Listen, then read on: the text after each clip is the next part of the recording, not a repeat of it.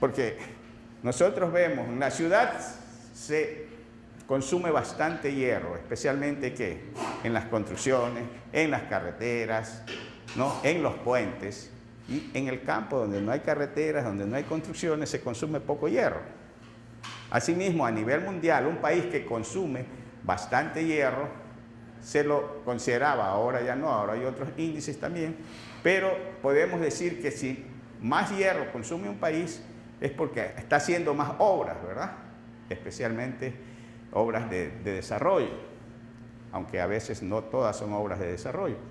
Pero se consume bastante hierro y se lo considera un país desarrollado. Pero vamos a ver una de las teorías que hay para la corrosión del hierro. El hierro, cuando se oxida, vemos que es esta la reacción, ¿verdad? Y nosotros podríamos ver esto como una reacción de equilibrio, como tienen en la tabla, pero ya vamos a ver por qué no. Ahora, ¿siempre se oxida el hierro o no? ¿O hay momentos en que no se oxida el hierro? Nosotros vemos que el hierro se va a oxidar hasta que se termina. Es decir, esta reacción no llega a un equilibrio. ¿Por qué?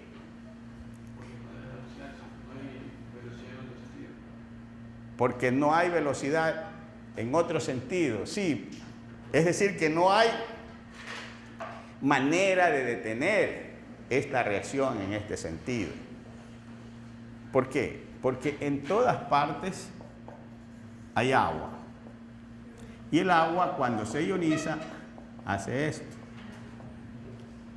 ¿verdad? Entonces, cuando hay el mecanismo de oxidación, también tiene que haber simultáneamente el de reducción. Es decir, que si no hay nada que se reduzca, se detiene el proceso de oxidación.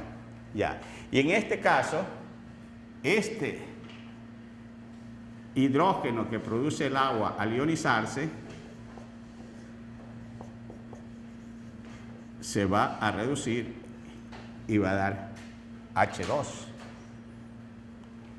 Y si nosotros estamos tomando este H que se reduce con estos electrones, entonces, ¿qué va a hacer el Fe2 positivos? Este se va a combinar con el OH y nosotros tendríamos Fe, la formación de hidróxido de hierro, ¿verdad? Fíjense que tomamos 1 mol de hierro y 2 moles de OH para que se neutralice, ¿verdad? Entonces, este hidróxido de hierro es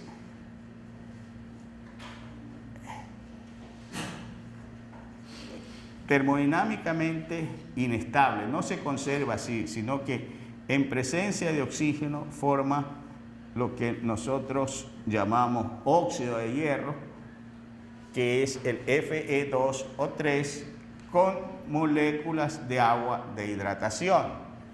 Entonces, para balancear esta ecuación, aquí tenemos 5 oxígenos, tendríamos que poner un medio aquí, ¿verdad? Porque tenemos 2 por 2 son 4 oxígenos y 1, 5, y aquí tenemos 3 y 2, 5 oxígenos, después tenemos 4 hidrógenos, ya. Entonces, esta es la ecuación, este es el hierro y este es el óxido de hierro que nosotros vemos en los productos oxidados.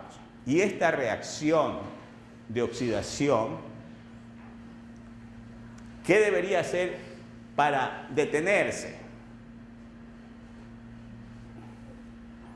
No encontrar quien coja estos electrones, ¿verdad? Es decir, que no haya reducción. ¿Y quién coge los electrones? El agua. Entonces, de estas reacciones de aquí, ¿cuál es la que controla el proceso de oxidación del hierro? El agua. ¿Por qué? porque produce, es realmente esta ecuación.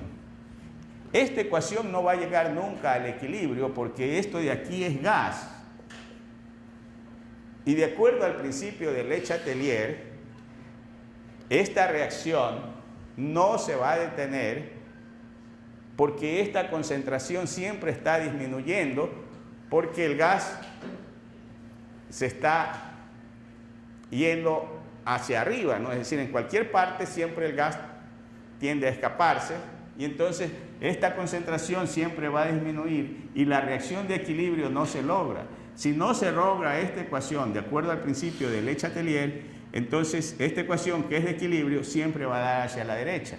Y si esta siempre va a dar a la derecha, es decir, que siempre va a haber demanda de electrones, y si hay demanda de electrones, esta reacción siempre va a continuar hacia la derecha. De tal manera que nosotros no podemos evitar que el hierro siga destruyéndose en cualquier parte que esté, porque siempre va a haber algo de humedad, ¿verdad? Entonces, claro, si se va al espacio el hierro y no hay humedad, entonces podríamos mantenerlo allí, pero aquí en la Tierra no, a no ser que esté metido en una urna y no esté en contacto con la humedad del aire.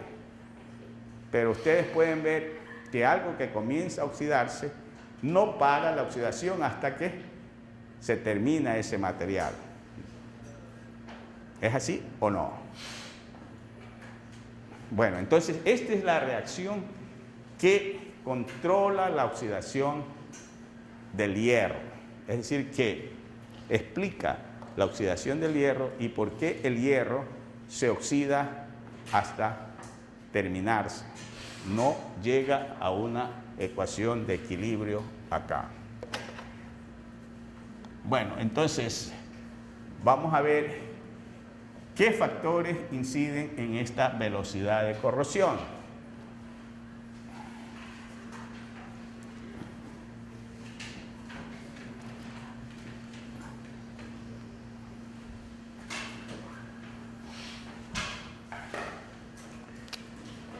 Vamos a ver.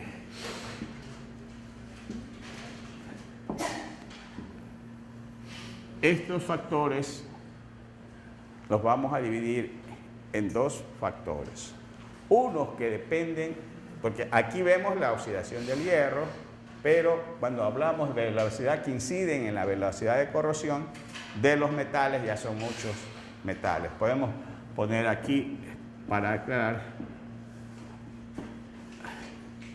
En realidad también estos factores inciden para la corrosión de otros materiales, porque la destrucción del material a veces es hierro, a veces el material no es hierro. Bien, entonces unos decimos que dependen del medio ambiente y otros que dependen de la naturaleza del metal.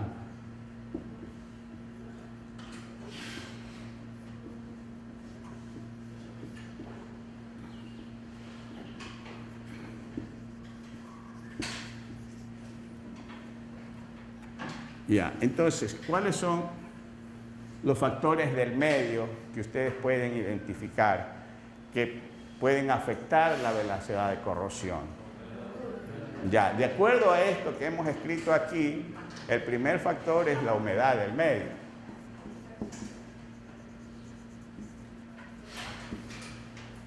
¿Qué otro factor hay? La salinidad. ¿Por qué la salinidad?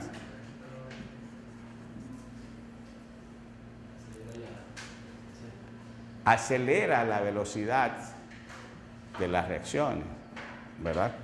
Medios salinos son más conductores de los electrones y vemos que ahí hay transferencias de electrones. Entonces la salinidad acelera ese proceso. Por eso ustedes verán que en las zonas costeras se destruyen más fácilmente los metales, los materiales, ¿verdad? ¿Cómo? No, también hay más cantidad de oxígeno, pero lo que más hay es ese ambiente salino, lo que se llama atmósfera salina, porque las atmósferas se han clasificado para estos casos y hay atmósferas industriales. En una atmósfera industrial, es decir, en una zona industrial, hay gases que también aceleran el proceso de corrosión porque hay formación de ácidos. A partir del CO2 se forma ácido carbónico, a partir del SO2 se forma ácido sulfúrico. Entonces son también bien corrosivas esas atmósferas industriales. Bueno, entonces, ¿qué otro factor?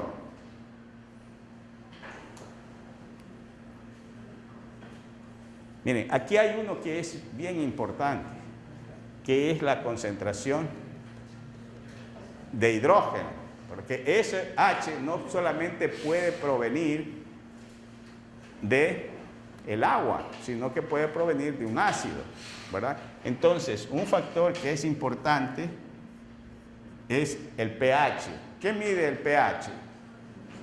La concentración de hidrógeno. Entonces, a mayor concentración de hidrógeno hay mayor posibilidad y mayor velocidad de corrosión, porque aquí vemos que este capta los electrones del hierro o de cualquier metal que se oxide. Entonces, el pH es. ¿Qué otro factor ven ustedes? La temperatura. ¿Por qué la temperatura? Porque la temperatura, vamos a suponer que se está produciendo hidrógeno, que es gaseoso. A mayor temperatura, el hidrógeno tiene mayor velocidad para escaparse y por lo tanto la velocidad de reacción aumenta. Es decir, que la temperatura también es un factor.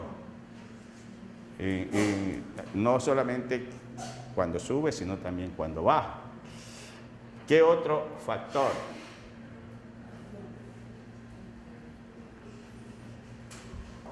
Podríamos hablar de la presión. Si nos fijamos en el hidrógeno es afectado por presión y por temperatura, la concentración de hidrógeno, ¿verdad? Entonces, aunque la presión no puede ser solamente para los gases, sino también para los sólidos. Y que vimos que unas causas estaban relacionadas con ¿qué? Con el medio, otras con la naturaleza del metal. Luego vimos cómo es que podemos proteger los materiales para la corrosión. Y el primer método que habíamos dicho era aislar el material del medio agresivo. En corrosión se llama medio agresivo al que ataca. Dice un ataque de corrosión, entonces el que ataca es el medio agresivo.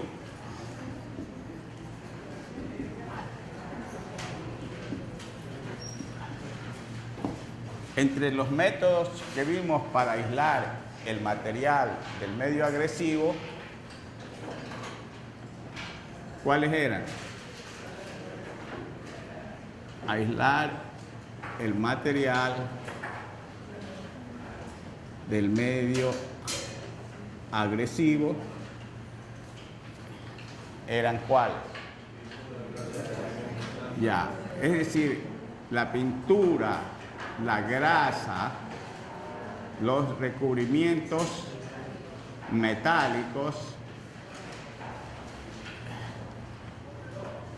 lo que hacen es interponer una barrera entre el medio agresivo y el material que se quiere proteger.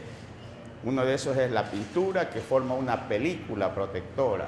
Lo mismo es con la grasa, que forma una película protectora. Claro que en la grasa uno no distingue muchas veces esa película, pero está ahí protegiendo.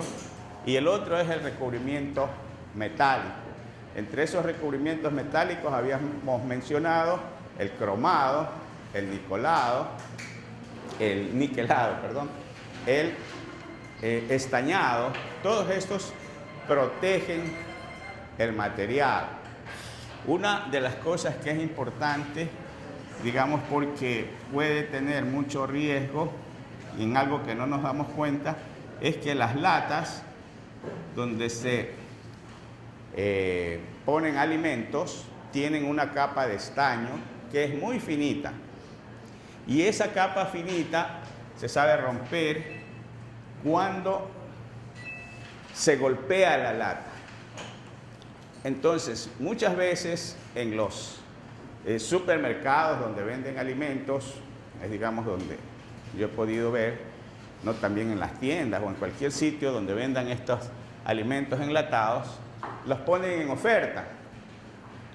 Dice, están en oferta y los venden a menor precio. Uno muchas veces no se da cuenta de que están golpeadas las latas. Entonces, si una lata que está golpeada, por fuera parece que no hay ningún daño, pero adentro, si esto se hace así, esta película de estaño que está ahí se rompe y el alimento se pone en contacto con el metal y eso, lógicamente, trae problemas, porque si se le puso el estaño es por algo, ¿verdad? Entonces, hay que fijarse en estas latas cuando están golpeadas, que uno las consigue a menor precio, ya de que pueden traer un riesgo. Puede que sí, puede que no, pero el riesgo existe y es mejor a veces evitar esto. Ya, ahora, esto también de la pintura y la grasa, habíamos mencionado que parece fácil pintar, ahora que venden estos tipos de spray, ¿no? Y los rodillos, todo es fácil cuando uno pinta la casa, pero cuando ya tiene que pintar una maquinaria o un vehículo o un barco, entonces ya nosotros ya salimos del juego porque ahí van los especialistas. Y es mejor no hacer uno estas cosas porque por hacer un bien se hace un daño mayor. Porque, por ejemplo, si nosotros tenemos, digamos, una placa allí que la vamos a pintar y dejamos algo sin pintar, por ejemplo, una esquina, que a veces es difícil llegar a las esquinas así, o en una maquinaria especialmente, ya, o en una tubería. Entonces, ¿qué es lo que pasa aquí? Nosotros tenemos todo esto pintado, pero dejamos un pedacito sin pintar. Ese pedacito sin pintar se convierte en un ánodo ante un medio agresivo. Pero antes todo podía ser ánodo, pero al pintar protegemos esta parte y esta no. Entonces se convierte en un ánodo pequeñito que debe suministrar electrones a un cátodo que probablemente es grande. Y entonces aquí se produce un tipo de corrosión acelerada que se llama picadura. Entonces, si nosotros tenemos, por ejemplo, que esta sea una lámina de zinc que está protegiendo un techo, ya, esta lámina de zinc puede sufrir un proceso de corrosión uniforme. Es decir, ustedes verán que hay láminas de zinc que están oxidadas todas, se la ve, pero esa lámina que está toda oxidada no tiene picaduras y protege contra la lluvia. En cambio, podemos tener una lámina de zinc bien pintada por todos lados, pero hay solamente un pequeño espacio que quedó mal protegido y por ese pequeño espacio se va a filtrar el agua porque por ahí va a haber corrosión. Entonces, no es tan sencillo a veces pintar. Imagínense ustedes en un barco mal protegido, ya, entonces el barco se hunde, como se hundían muchos barcos antes. Ya, entonces, lo mismo rige para la grasa y para los recubrimientos metálicos. Debe hacerse el trabajo bien hecho, porque si queda por ahí una falla, se convierte en un ánodo pequeño, y como ya vimos la relación entre ánodo y cátodo, entonces hay otro tipo de corrosión que puede ser más dañino que la corrosión uniforme que se produce normalmente y que no produce picaduras. Bien, ahora, lo de la protección catódica aplicada a tuberías enterradas, a puentes, a todo tipo de estructura generalmente estructura metálica, que está expuesta a medios agresivos. Y dijimos que, por ejemplo, un barco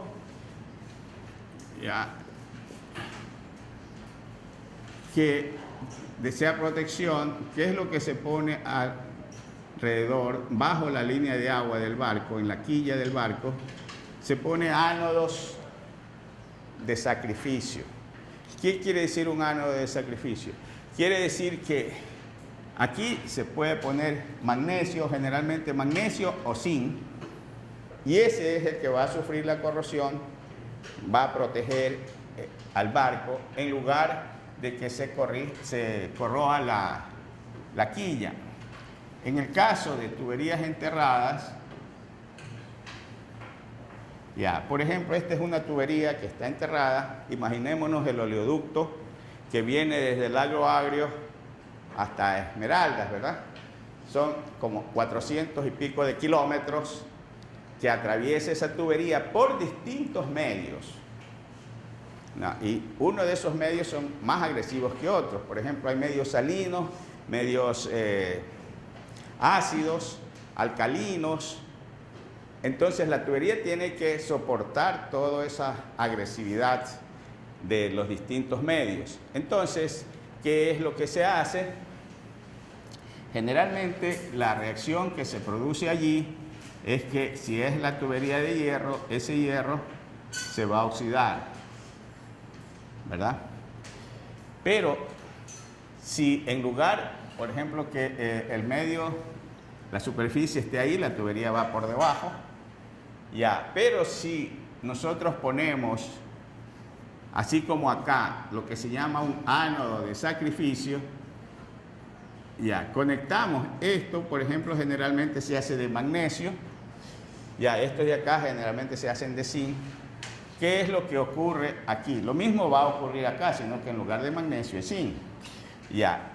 Este magnesio va a formar una pila con el hierro, ¿verdad? Porque el magnesio es más activo. Entonces, si aquí en la tubería se estaba produciendo esta reacción, y ustedes saben, la reacción con el agua es que el agua se ioniza, y este hidrógeno va a tomar los electrones y va a continuar el proceso de corrosión, y en lugar de que ocurra esta reacción, el magnesio con el zinc forman una pila, y el magnesio va a suministrar estos electrones de acuerdo a esta reacción, ¿verdad? Entonces, en lugar de que ocurra esta reacción, va a ocurrir esta. Entonces, estos electrones que va a reclamar el medio para los procesos de corrosión van a ser suministrados, ¿por quién? Por el magnesio y el hierro. El hierro va a servir solamente de un conductor, ¿no? Un medio para que estos electrones de aquí que libera el magnesio vayan por el hierro y los tome cualquier objeto reductor que esté acá, ¿sí? Entonces, eso se llama protección catódica, porque estamos convirtiendo lo que antes era un ánodo, lo estamos convirtiendo en un cátodo, y ahora se va a efectuar solamente un traslado de los electrones. Después de un tiempo, ¿qué va a ocurrir con el magnesio? Va a desaparecer, pero a veces no desaparece totalmente porque hay que sacarlo porque ya es ineficiente. Lo mismo ocurre acá con el zinc. En lugar de que sea la quilla del barco la que proporcione los electrones, los va a proporcionar el zinc, ¿no? Y eso es frecuente, se venden estos ánodos de zinc y ánodos de magnesio, se venden frecuentemente en sitios, digamos, especializados, donde no solamente le venden el material, sino que también le aconsejan cómo instalarlo o se lo instalan, ¿verdad? Pero en el caso de que sea una instalación doméstica, ustedes podrían ensayar, porque, por ejemplo, si tienen alguna casa en Salinas, ¿ya? A veces las verjas son de hierro, ahora ya la gente conoce más, hay más materiales plásticos, ¿no? Pero antes los tanques de agua, las verjas de hierro, ¿no? Las cisternas, todo se oxidaba muy fácilmente. Ahora se la puede proteger. Lógicamente que hay que tener cierta práctica, pero no es algo que sea de otro mundo. Ya. Aquí, ¿qué es lo que tenemos que tomar en cuenta nosotros? Por ejemplo, en este caso de acá, la protección con ánodos de sacrificio, decimos. Ya. Estos ánodos de sacrificio requieren cierto control y requieren también cada cierto tiempo cambiarse. Es decir, nosotros podemos tener un ánodo que nos dure 1 año, 2 años, ¿no? O 3 años, pero se puede hacer ese cálculo, como ustedes ya conocen las leyes de Faraday, ya se puede hacer ese cálculo, porque esto de aquí no es diferente a las reacciones, a los ejercicios que hemos hecho anteriormente, de calcular la cantidad de N de acuerdo a la ecuación del número de equivalentes, de acuerdo a la ecuación de las leyes de Faraday. Bueno, lo mismo para los barcos. ¿Por qué menciono estos dos casos? Porque en estos dos casos de tuberías enterradas, ya sea para agua o gasoductos, oleoductos, ya se atraviesa por distintos medios. Y también en los barcos, porque los barcos atraviesan distintos tipos de agua. Los barcos no están en un solo puerto, sino que están navegando. ¿Y por cuántos sitios agresivos pasan los barcos? ¿Por cuántos sitios agresivos pasan las tuberías? Entonces es necesario protegerlas. Y en el caso con ánodos de sacrificio, ¿qué es lo que hay que tomar en cuenta? Porque ahí se hacen cálculos. ¿Qué prefiero yo?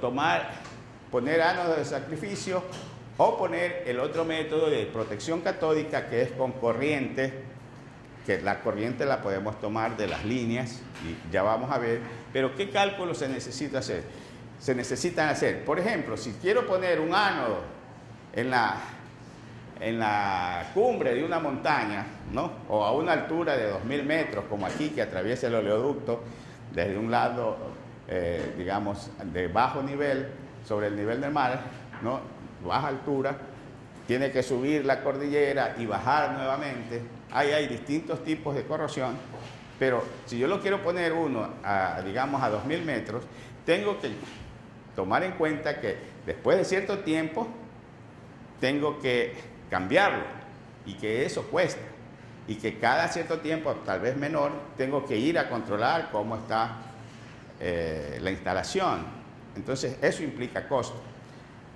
Los otros métodos de protección, no con ánodos de sacrificio, sino con corriente, que uno toma de las líneas o pone con baterías, estos casos los puedo monitorear desde una oficina. Por ejemplo, hay muchos edificios que ustedes deben haber visto cuando se están construyendo, que son a base de vigas de hierro prefabricadas, ¿verdad? Esos edificios tienen protección catódica, pero no es con ánodos de sacrificio, porque hay distintas secciones de un edificio donde no se podría estar poniendo esto y es más fácil poner corriente, ¿ya? Pero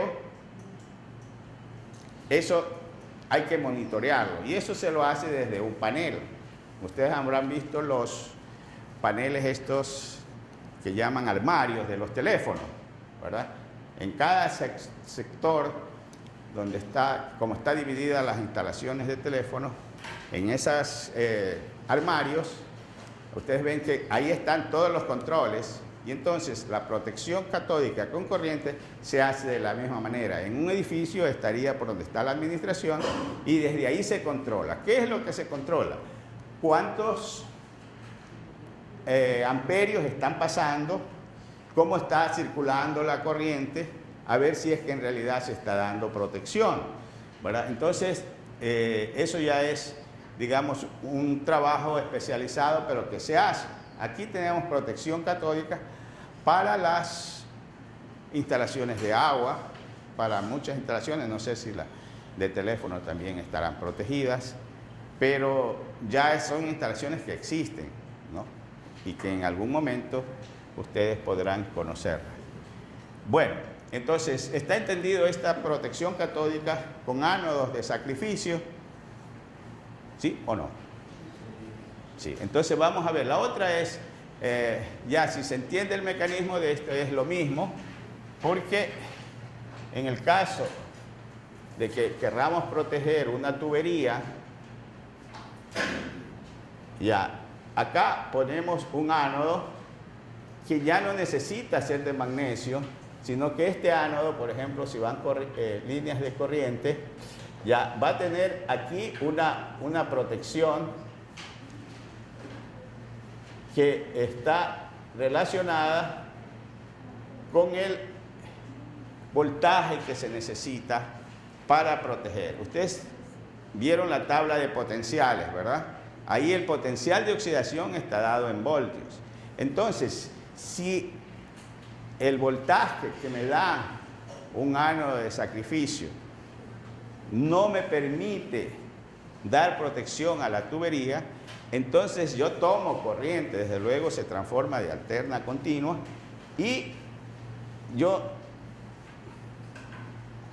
protejo la tubería, pero ya no con un voltaje, con una diferencia potencial que me le da el magnesio y el medio, sino que si el medio es muy agresivo y hay un alto voltaje con relación a la tubería, entonces yo tomo corriente de la línea de corriente donde hay, desde luego, y ya puedo proteger esto. El principio es el mismo, solo que la diferencia de potencial que yo antes la obtenía poniendo un metal de alto potencial de oxidación, como es el magnesio, ahora lo obtengo esa diferencia de potencial con una línea de corriente.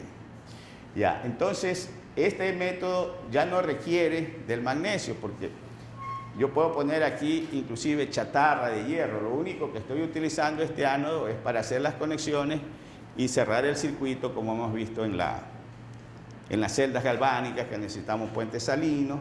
Ya cuando no hay conductividad entre este punto y este, generalmente se agregan sales y se hace que el medio sea conductor. Pero eso ya es otro tipo de cálculo.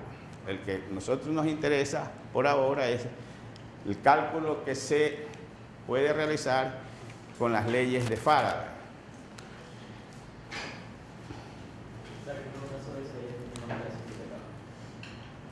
Sí, claro, sino que no se puede aplicar en todos los casos, ¿no? Ya hay que tener un poco de práctica. A ver, aquí, ¿cómo me va a resultar a aplicar un ánodo de magnesio, ¿no? Por ejemplo, en los barcos, ustedes verán que aquí estos ánodos van afuera, pero al interior del barco, donde también hay maquinaria que puede ser destruida por la corrosión, se puede aplicar protección con corriente, ¿no? Depende del sitio donde se vaya a aplicar. Ya, ¿en qué casos nomás se aplica? Vamos a ver. Ustedes me van a decir. Yo digo, con esto puedo protección de qué nomás. Por ejemplo, de barcos o embarcaciones, ¿verdad? Tuberías, oleoductos, gasoductos, acueductos, aunque ahora los acueductos tienen recubrimientos metálicos también, o recubrimientos con brea. Ya, por ejemplo, ya. También puedo hacer en puentes. Ya. Y vamos a poner instalaciones domésticas.